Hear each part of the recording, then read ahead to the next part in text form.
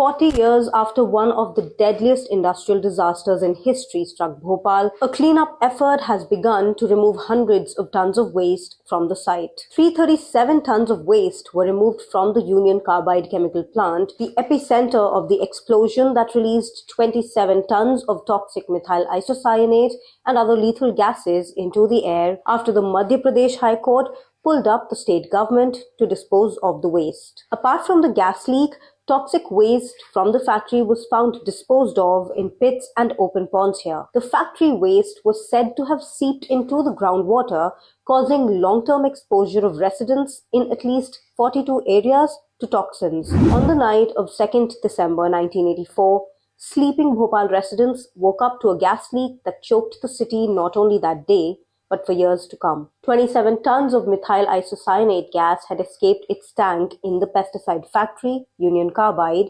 and poisoned more than 500,000 people in the city. The gas, which is said to be dense, causing it to fall towards the ground, instantly killed approximately 3,000 people and continued to kill more than 25,000 people in the years following what was called one of the world's worst industrial disasters. It's known that tons of the lethal gas were left in the storage tanks after the leakage. The company's own experts have been barred from helping, and the police reaction to any visitors is distinctly hostile. It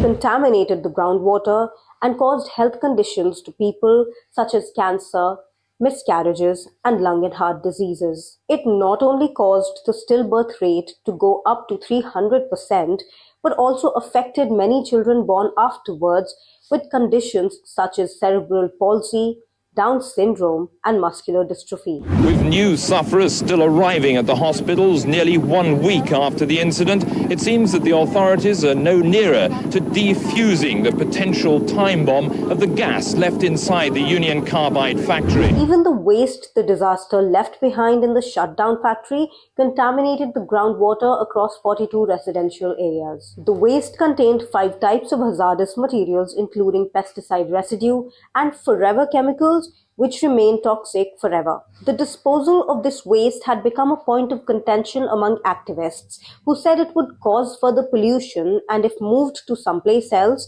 contaminate the new place as well. Since 2005, locations for its incineration were identified in Gujarat, Hyderabad, and Maharashtra, but the plans didn't actualize due to protests. In 2015, some of the waste was disposed of at the industrial city of Pithampur near Indore. The head of the Bhopal Gas Tragedy Relief and Rehabilitation Department, Swatantra Singh, said the emissions from that trial were found to be within acceptable limits. But activists and locals protesting against the move said it contaminated the soil, underground water, and some freshwater bodies in the villages nearby. Citing the safety of general public of Bhopal city on 3rd December 2024, the Madhya Pradesh High Court called the non-removal of the waste a really sorry state of affairs. The court said, "We fail to understand that in spite of issuance of various directions from time to time by the Honorable Supreme Court as well as by this court pursuant to the plan dated 23rd March 2024, till date no steps seem to have been taken to remove the toxic waste and material." The court ordered the waste to be removed within 4 weeks. By 2nd January 2025, the waste was sent 230 km away to Pithampur to be incinerated. 12 trucks with leak-free containers transported 337 tons of waste. It was estimated that the waste would be incinerated and treated between 3 and 9 months.